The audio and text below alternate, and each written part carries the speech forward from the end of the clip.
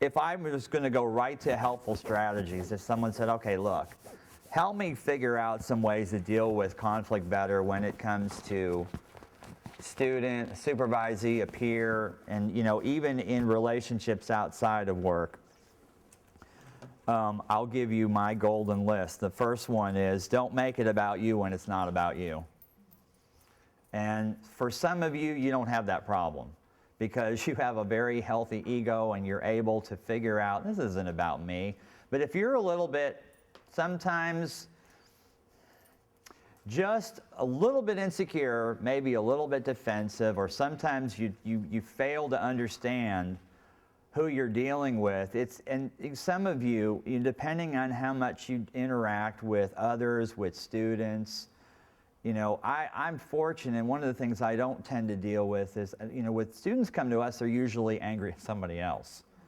They're not mad at us. They're mad at, there's something else going on, and we can just, oh, I see you're angry. Okay. Well, of course that's easier for me to deal with because it's not being directed at me. But years ago, I used to work for a while during graduate school. I supported myself by being an umpire. What a lovely occupation that is. You want to talk about when you walk on the field, you have to remind yourself, I'm one of two people on this field that's objective. Me and my partner are the only two people that don't care who wins the game. We don't care who's playing. We are completely objective. Everybody else has a vested interest, so no matter what you call, people are going to be upset. And some of them amazingly will decide that you came out here tonight just to screw their team, and then personally. And it was hard sometimes for me because I will admit, one of my faults as a human being is sometimes I take things personally that are not. It's not about me. And my brother and I have long conversations. My younger brother works and lives in Chicago, downtown Chicago. And every day he drives into the city, and all he complains about is other people and how they drive and the sign language that goes back and forth. And I told him, I told you a long time ago, it's not about you. So you need to let go of that. To them, you're just somebody in a car in their way doing something stupid. And when you can back off from that and go, you know what, this is not about me. And again, that doesn't excuse the person's behavior. I'm not saying that makes it okay. But sometimes, you walk away and you pat yourself back and go, I did my job. And sadly, as many of you know, maybe all of you, sometimes when you've done your best, is sometimes the people that are giving you the hardest time. And we have some people in our office, we have one person right now who has seen at least 3 people for counseling. I think I was number 2, and it's always the same complaint. They don't help me. They don't care. They don't listen. And I know with this young lady that I worked as hard as I normally do. But somehow she got the idea that because things weren't getting better, it was my fault. She told her mother that it was my fault. And the mother came recently to see me with the daughter to tell me how it was my fault. Okay? And so the other day when a conversation came up that apparently there's still some issues and fallback, I just looked at someone else and I said, you know what, I'm having a hard time letting this go. Because I worked my butt off for that girl, and all I got was kicked in the teeth by her and her mama, okay? And who knows, maybe the rest of the family, okay? But, and that's why, again, that's why sometimes, too, we're thankful that we have other people we work with. You can go into their office and go, okay, I need to let you know what's going on. So you have somebody that could go, okay, look, you did your job, okay? Sounds like you did more than your job. You did a good job. Let it go. They're nuts, okay? We don't really say that in my office. You can, But, again, they came in with an agenda. If they were already unhappy, they see things in a way that they should. It doesn't excuse their behavior, but you go, you know what? I learned when I first started teaching, I used to get very upset with what I saw as student apathy because I took it personally. You are disrespecting me. You don't care about my classroom. Now, how many students do we know that really don't want to be here? Okay? And they walk into my class the first day and their attitude is, whatever, I don't care. They don't walk in and go, oh, this is Dr. Nee's class. This will be different, okay? No. And I've got some this semester that I've had to just go, you know what? This is the best you're going to get out of them. If they can come to class and behave and be appropriate Okay, but when you sit over and you look at them and they look like they're in pain, you know, they want to get the phone out, it's not, maybe it's about me. And I'm okay with that too. I've learned to go, you know, it's always okay to go, well, maybe this is about me, because I don't want to get to a point where I become so arrogant. I go, it's not about me, it's about you. It's you. You know, you didn't like it, that's your problem, okay? Because then I will not evaluate and improve. But again, I also don't want to go, oh, she was really unhappy. What did I do wrong? You know, I remember a friend of mine years ago was wonderful at presentations, but she got negative feedback from one student out of the whole group and just lost her mind. And I said, you know, I had a supervisor once told me, he said, you know, if I go into a group and I do a really good job, most people will probably like me, the rest screw them. That's not exactly the philosophy that I embrace, but I understand what he was saying, is, you know what? I mean, what's this? Oh, see, here we go. Okay. What's the success? You know, what's this, you know, how many of you are sports fans in basketball? What's a good field goal percentage?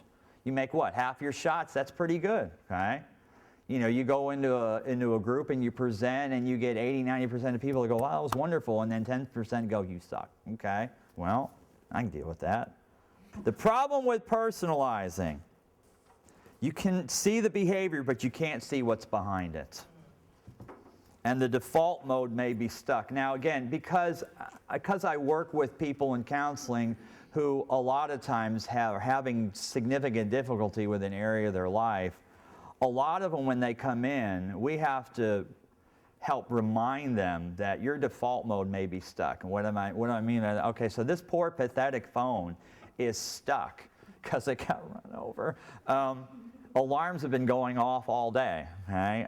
When the phone rings, I can't set it to, you know, I can't set it to vibrate. So I have people that when something happens, their immediate response is negative. Because of a lack of security about themselves, their immediate reaction is, what did I do wrong? Okay?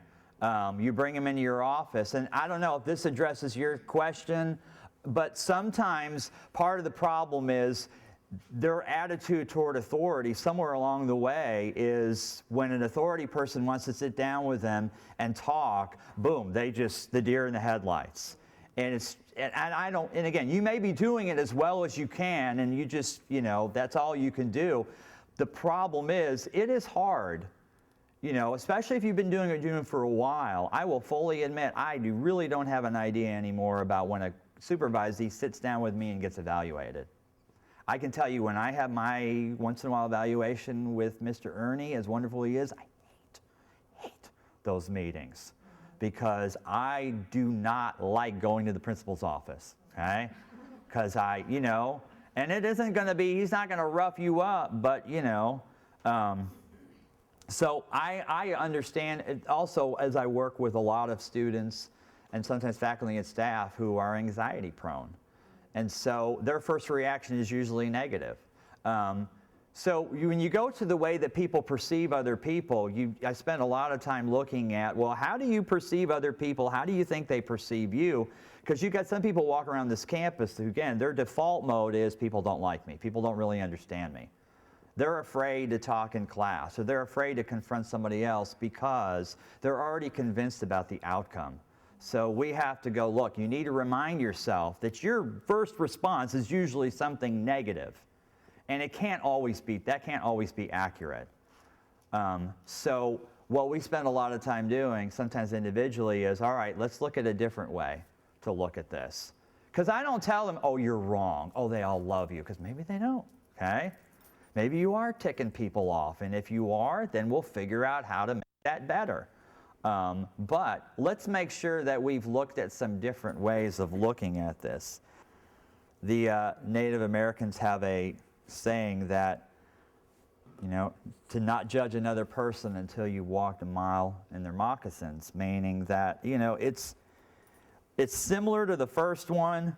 In A is don't take it personally. B is make sure you don't take what they're doing personally about them. In other words, when you see another person interact, you see their behavior, but you don't see what's going on inside. So I don't know why sometimes people just don't seem to get it or are unwilling to get it. I don't understand why sometimes another person in office is difficult.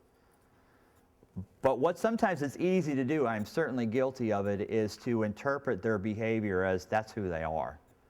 If her behavior is negative, it's because she's a negative, she's not nice. And sometimes when you really get to know somebody, you find out they don't, and again, sometimes they don't even understand how they're coming across.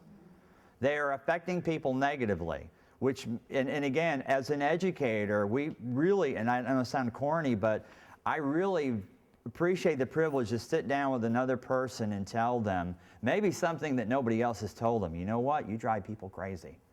Okay? And this is how you do it. And the reason I'm telling you is because I don't want that for you. You know, I don't think that there's a lot of that in our culture. Now, maybe this is a stereotype, but me growing up in the North, people in the North tend to be a lot more direct, a lot more honest. I'm sorry, okay? But it's true. And one of my friends, he's like, you know, I spent some time in the North. You're right, because you know where you stand. He goes, down here, people can go, well, bless your heart, I'll pray for you. And then you turn around, they're like, you know, because everybody's nice and everybody smiles, but not everybody likes everybody. Obviously, you can't control how somebody else perceives, but what you can control is your delivery. And sometimes the problem with people who are blunt is, you know, they've got to sugarcoat it just enough. It doesn't mean to lie, but it means, for example, when you sit down with another person and you evaluate them, positive first, then negative. Because if you start with negative, the walls go up. And when you get to, thank you, amen, okay? All right? A woman, okay? The walls go up, and then when you get to, let's talk about the positive, they're not listening, okay? You start with the positive. If you have to sit down with somebody and really confront them about some behavior, you start with something positive. You may have to lie a little bit. You may have to fudge. But your goal is to try to communicate so that they listen. I had a young man, as an example, who years ago when I was working with, one day he asked me for my opinion of him. I misunderstood. I thought he meant, what's my diagnosis? I said, we don't diagnose people here. He said, no, what's your opinion of me? Like, if you met me outside of here, what would you think? And I said, so, oh, you really want to know? Like, if you and I said, oh, okay. I said, well, how about if I tell you what my first impression was? And he said, okay. And I said, I pretty much went, oh, crap, this guy's going to be a real pain in the ass, okay? And he looked at me like, that's not what a therapist is supposed to say, okay? We certainly didn't do that in graduate school. I looked at him and I said, you wanted my honest opinion when I first met you. I thought, man, this guy's full of himself, you know? Now, I've been working with him for a while, so hopefully I have earned the right. Because that's another problem, is sometimes somebody needs to go talk to her, but don't you do it, okay? Because maybe you don't do it as well. You know, some people just confront, even when it's just, you know, it's real negative, they have a really nice way of doing it that makes the person still feel okay. And some of us, well, maybe we don't do it as well. When I work with people and we talk about confronting, I go, well, who's the best person? Because if they're like, oh, they're just so defensive. All right, who are they going to be least defensive toward? And if it's you, go get them, okay? And if it's not, then don't do it, okay? But again, a common mistake is because we're so, even when we're really trying to be nice, and trying to help them, is to go to the negative and not build them up first. So with this young man, I said, now let me tell you, I like working with you. I've come to like you. But at first, you made it kind of difficult, okay? So again, when I meet with my students and we do any kind of evaluation, it's always think of something nice to say. Sometimes it's not easy to do that, okay? The other part of it is not only is to start with the positive, but then end positive with some level of concern, because they're going to go, why is he telling me this? Because I want to make sure I say, because I don't want, for example, I remember years ago, I had to confront a student, you know, one of those students that when they talk in class, everybody else rolls their eyes? I don't think he had an idea at all how his behavior affected everybody else. And I had several students that asked me, shut up, Okay? Of course, this is up north. You know, we wouldn't do that down here. Okay? Okay, so when I sat down with him, first thing I talked about was told him how much I appreciated him being in the class, how much it seems like he really tries. He's got some interesting opinions. And then we went to, okay, now I'm going to ask you to do something a little bit different. I'm concerned that because of the amount of time that you like to talk, that some of the other students might start to feel like, man, he talks too much. And what I don't want is I don't want to get to the point where people want you to just shut up and they stop listening. Okay? So I don't know how well he took that. I mean, you know, because again, here's another problem is you don't change somebody in an intervention. You make an impact. That's a big difference. So don't expect a whole lot. Don't go in there going, all right, we're really going to make some big changes here. When they walk away, hopefully you made an impact. You gave them something to think about. The change occurs later on. They might come back a week later and go, I've been thinking about what you said. Okay, good. Okay? Change is hard. Change is usually slow. The principle of least intervention. The reason why sometimes things get out of hand, I learned early on. I am definitely guilty of somebody that when there's a small fire, well, hopefully it'll burn itself out. Bad idea. Okay? That doesn't mean, you know, that I mean, and again, the principle of least intervention means that if you act very early on when there's a problem, you probably won't have to intervene very much. And if you put the fire out, great. We can, you know, we're done. If the fire continues to grow, then you have to keep, you know, ratcheting up your intervention. So I hate to overuse, but for me, for teaching, what do? In class, the first day, we go over a list of rules, which includes, please don't talk while I'm talking, okay? Well, it's going to happen in class. So what happens when it happens in class? Then I stop for a moment, and hopefully it stops.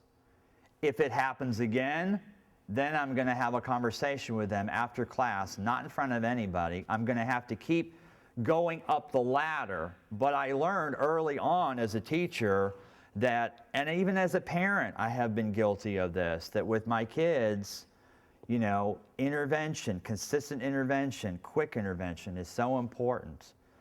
So sometimes the problem is, well, they've been like this for a while. And, you know, there are, none of us, of course, there are people on campus who, they've been here for a long time and they've been just allowed to act a certain way.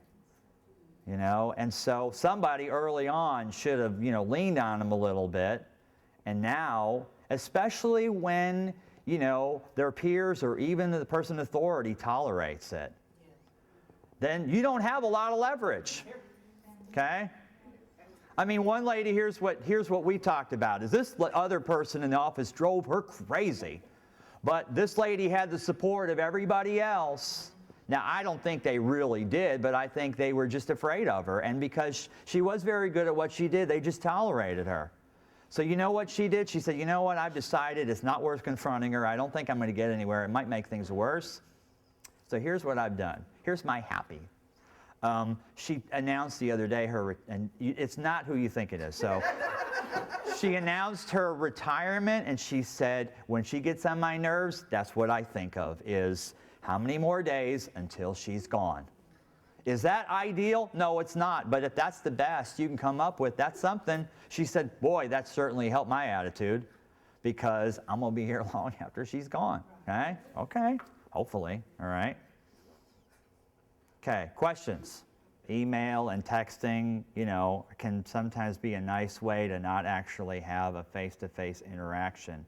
There is one value of email, though. There are occasions where you have documentation.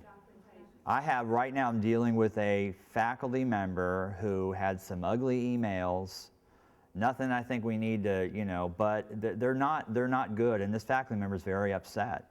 And I look at this as, well, he did you one favor, he emailed you rather than he said it, because it is right there in black and white, and who else he sent this email to. So this is, in my view, somebody who, their way of dealing with it is to blame you and then to try to drag other people into it, point the finger, okay?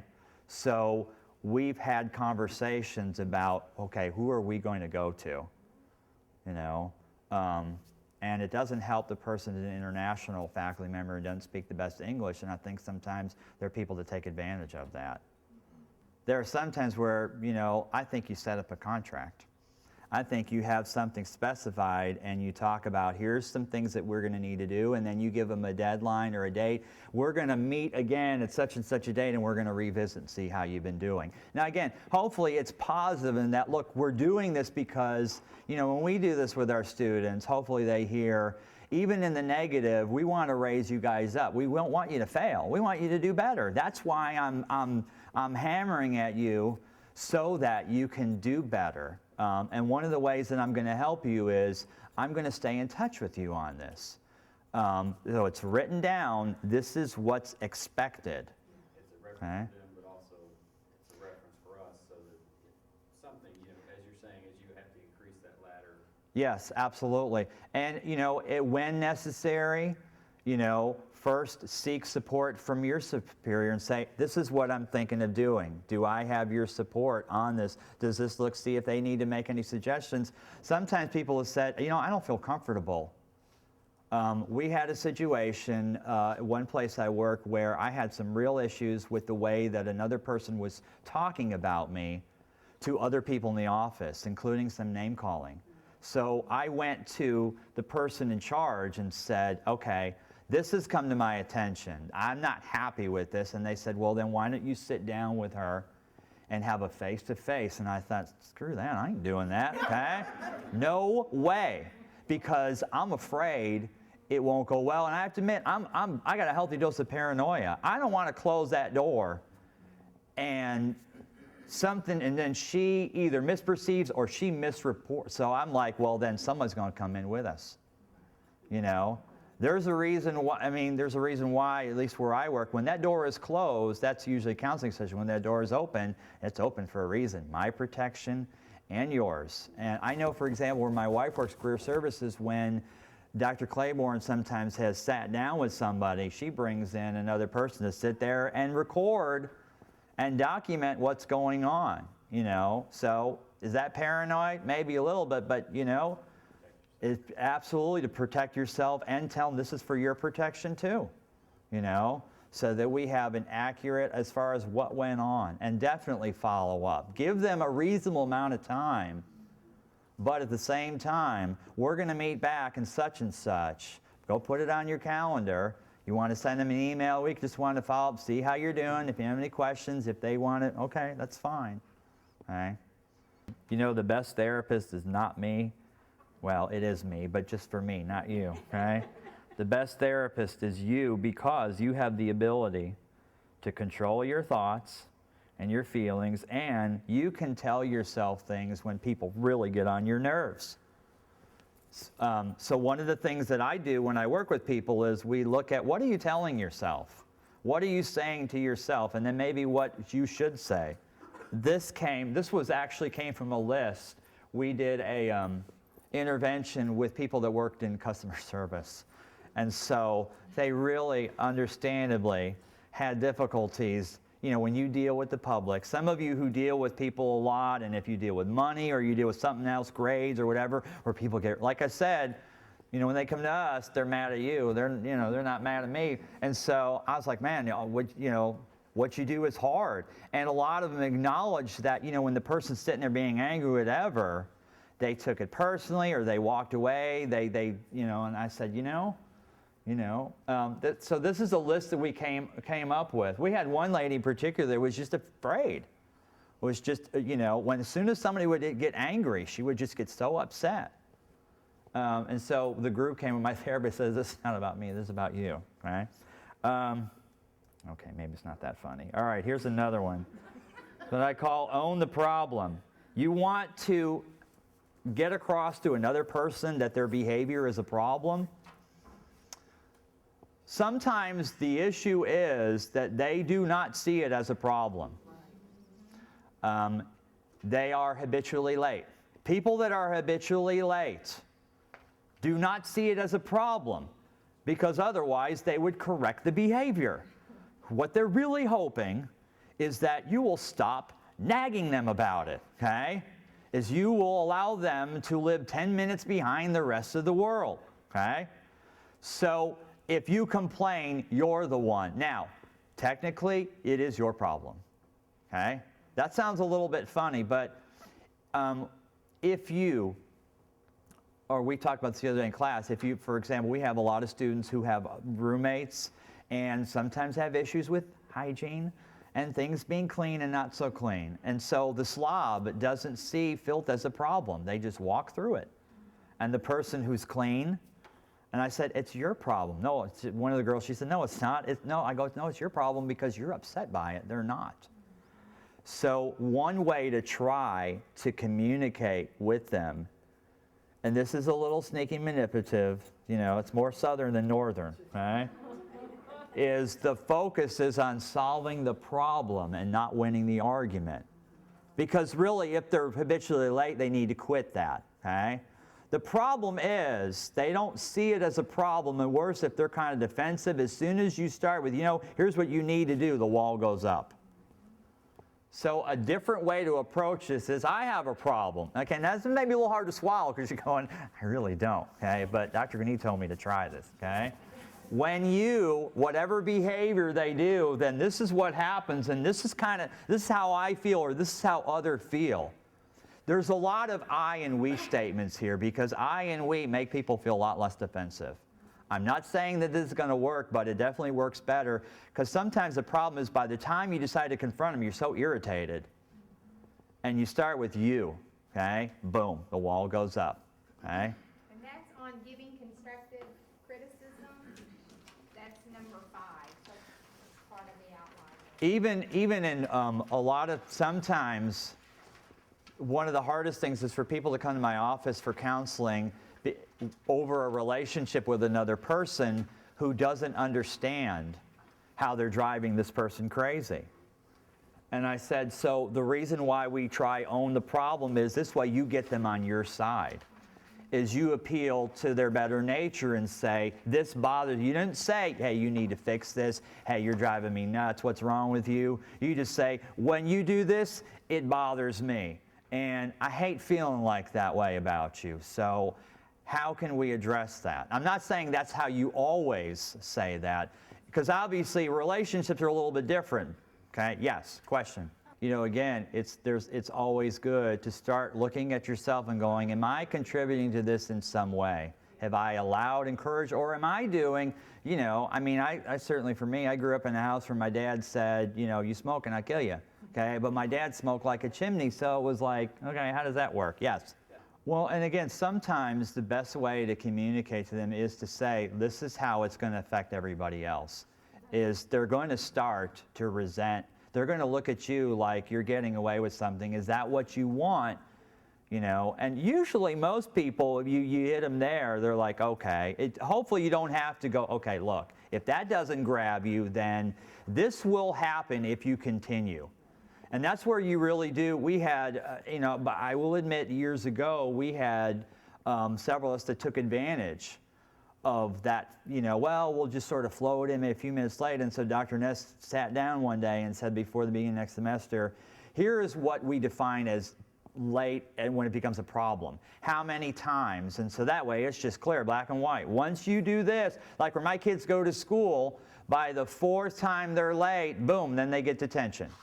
Okay, there's no, well, whatever, it's just, okay, so there's nothing capricious about it. It's just black and white, and here are the consequences. Sometimes the problem is they just really don't understand how their behavior is coming across or how it's affecting everybody else in the office.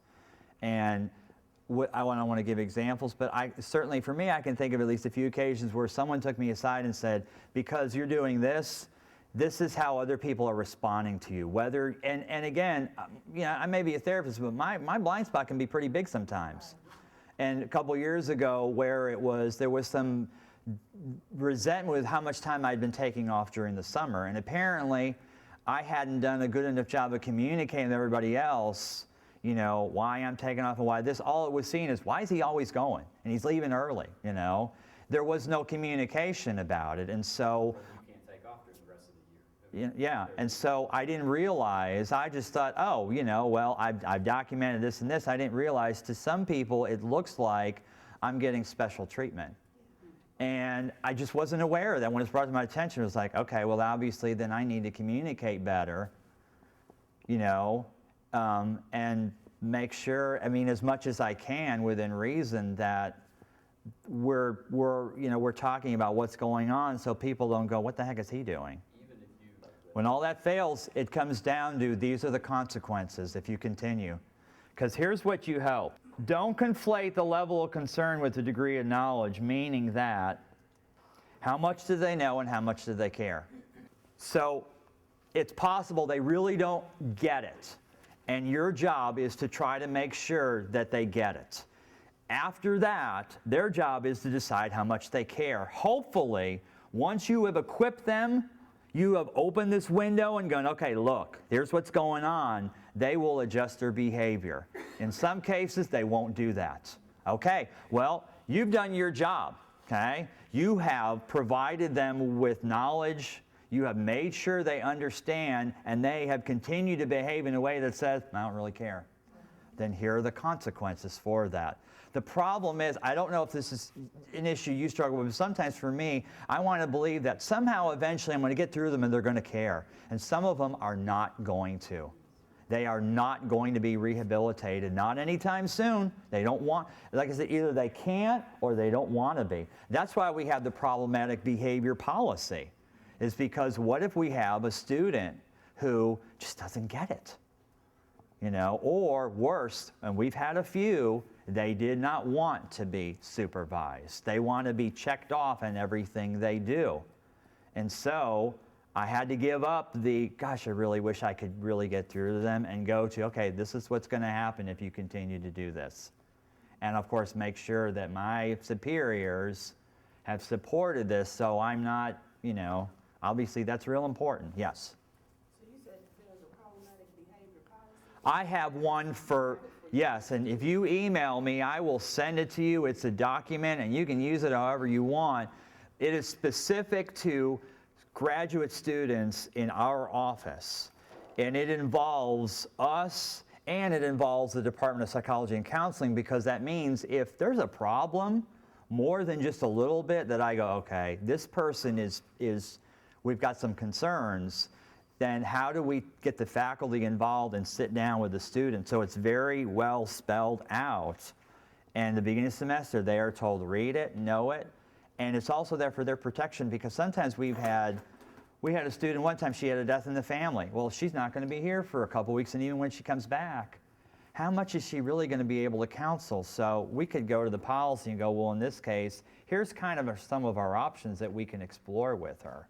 Because sometimes it's not, oh, they're just being difficult. They're difficult because their life has just fallen apart. And so how do we work with that so we can try to get them back and do their job? Because we're all compassionate and we understand. At the same time, we're going, but sooner or later, you got to get back to work, you know? And I'm sure all of you work with at least one person where after a while you go, I know they have a hard life, but it's not fair that they take advantage and they use that to blame the fact that they can't be here or do their work. That is not appropriate, and there has to be consequences for that. I just want to reiterate, we've talked about this before, about the consequences, and I call it push toward pain. If you threaten, but you never bring about the pain, then there won't be a change in behavior. It's like, have you ever seen a mom in a supermarket, now you be quiet now, or you be quiet now, and they say it 500 times, but there's never pain, so the behavior doesn't change. It's the same way with an employee in a work scenario. And I love Jim's idea about documenting and doing a follow-up, where here are my expectations, here are the behaviors, here's a deadline we're going to work toward, and then doing that follow-up. Has the behavior changed? Has this person met your expectations? If not, there's got to be pain. Because if you meet again, okay, well, you work on it, and they always know that they're just going to get a little bit more liberty, few more allowances, then what is motivating them to change that behavior? So there has to be a point where you have to get beyond the warning and the threats to this is happening. And that also goes to the more you do on the front end, that principle of least intervention, hopefully the less you have to do later. So when our graduate students show up to the counseling center, they spend 3 days in our office learning all of the do's and don'ts and the policies and procedures before they touch a client, so that they have been well oriented especially because some of them have just come from a different clinic where there are a different set of rules. Your culture's different. You know, there's a reason why when I teach class the first day, these are my rules, because they may have just come from a class where it's perfectly okay for you to walk in late. And it's okay for you to do this, but in my class, it's not. So I have to remember, they're not going to know, you're not going to have to tell them that, and you're going to have to remind them. And like you said, there have to be consequences. And I don't know about you, that's the part I don't like.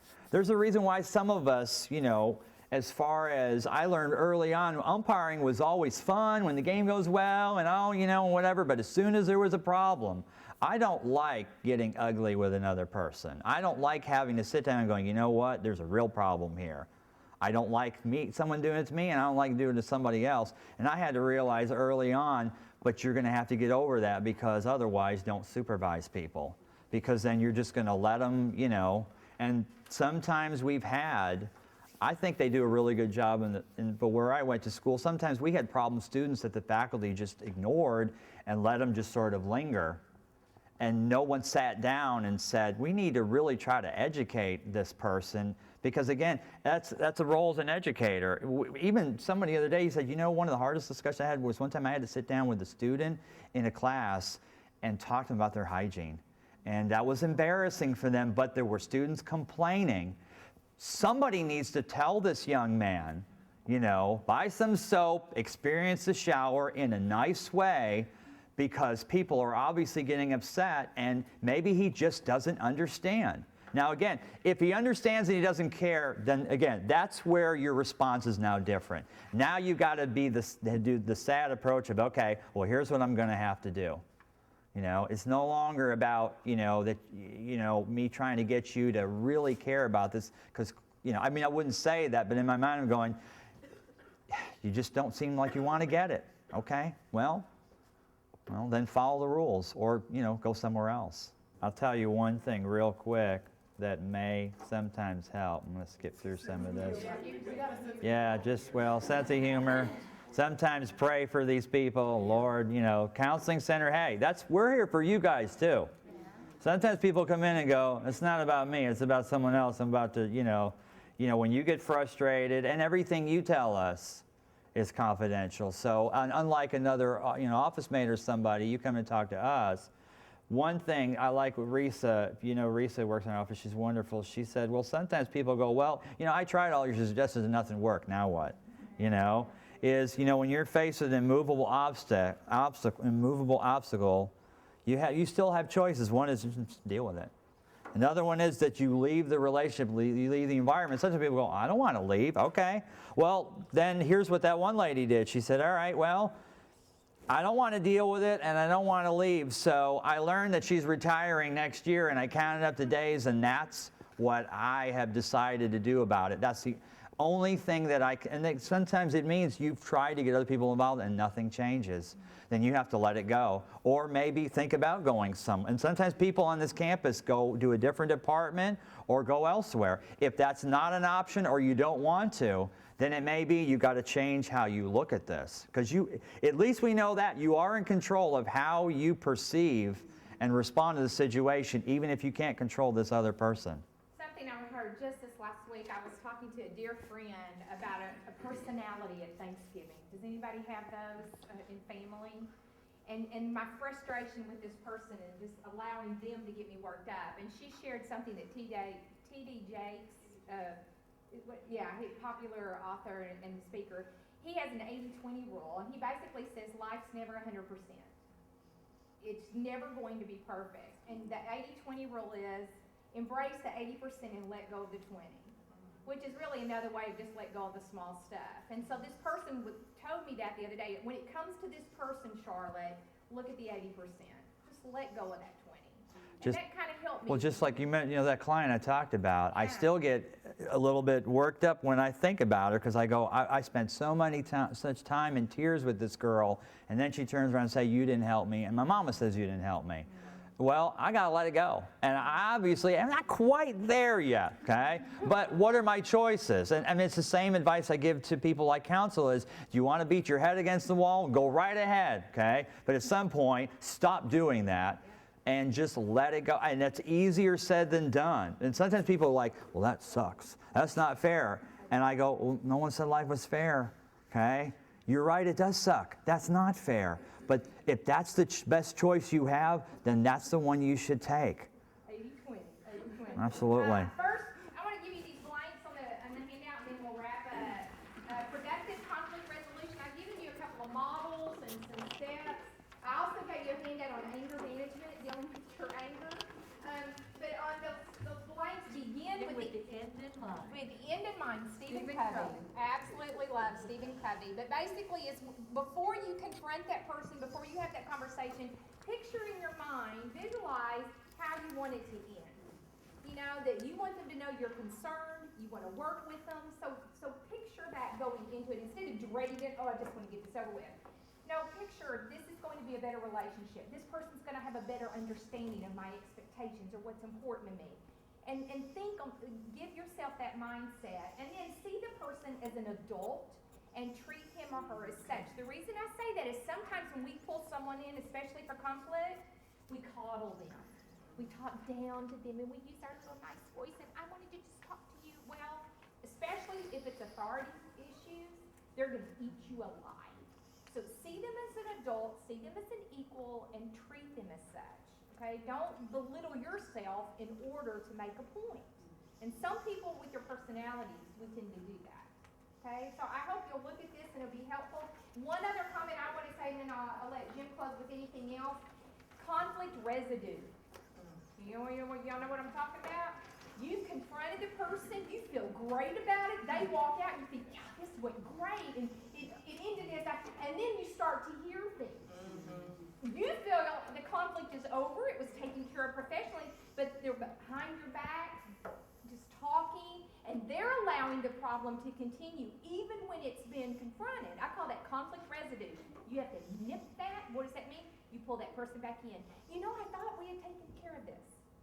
My assumption, I guess, was that this was taken care of, but I'm hearing things. And once again, I see this as over. I see this, using those I statements, but obviously it's not because I'm hearing things. Obviously it's not because. So let's discuss this further. If we need another conversation, here I am. But you don't allow that conflict residue because it diminishes your autonomy, morale. So it goes back to that follow-up. You know, you can bring that up at the follow-up meeting, or you yourself can take the initiative to do that. And another thing is the 60-second rule. I know in my office, Felicia and I, if we have those days where just something happens, we have this 60-second rule where we can walk into each other's offices and for 60 seconds we can scream, vent, do whatever we want for 60 seconds. Oh, you know what I thought you were going to say is when you're ready to email somebody, wait 60 seconds. You know, that too. But there are Have days, somebody else read it before you know. Felicia walked in my office yesterday and she just started, and I said, are you better? She said, that's what you know. So 60-second rule, and I just let people know, 60 seconds, but then it ends, you're done. And it's the same thing, I'll walk in, I'll do the same thing to her, and we have this signal, we just go, we just take a deep breath and we do this with our hands, and we'll just look at each other and go, and we know we just need that with each other. So come up with a signal, something to do with a colleague to kind of help each other when you're dealing with a difficult person or a difficult situation. Let me say something two things real quick. One is I'm going to be rude. I have to leave immediately. I have to, so if any of you have any questions, comments, you feel free. You can, and not just me. There are a lot of wonderful people in the office. You know, again, we're there for the students and for you guys. That means sometimes people go, I don't really need a counseling appointment. I just kind of need to talk. Well, great. Then call us on the phone or come over and consult, and we'll try to help you. Sometimes what people have said, we've decided is instead of an individual meeting, maybe we need to do something in the office. Sometimes that's been sneaky as a way to try to change the culture. That way we weren't confronting a specific person. We were doing something, of course, with them in mind, but still, it was a way to try to get everybody involved and change that. So if you have a need for that, you know, let us know. If we can come in, and not even necessarily because it's negative, if there are things you guys feel like in the office that we feel like we need a morale boost, we feel like we need to have a little bit more team building or something, we enjoy doing stuff like that. Yes? If everybody agrees to, you know, up front, we go, this is kind of what we want to do, it's always easier if people, you know, like I said, obviously we don't, We don't, because sometimes people will want to come talk to us if they feel like, because we have to be careful too. Is this counseling? Because if it's counseling, it's confidential. If it's not counseling, then we might have to be careful about what we say. So we want to be very upfront. Exactly what are you wanting from us? What do you need? How can we do that? And we're all comfortable with what that is. Because we don't want anybody to misunderstand or get upset, or worse, get somebody in trouble. Because what do you mean you did that, you know? Any other closing comments? Then we gotta let everybody go. Anything else? Nope, that's it.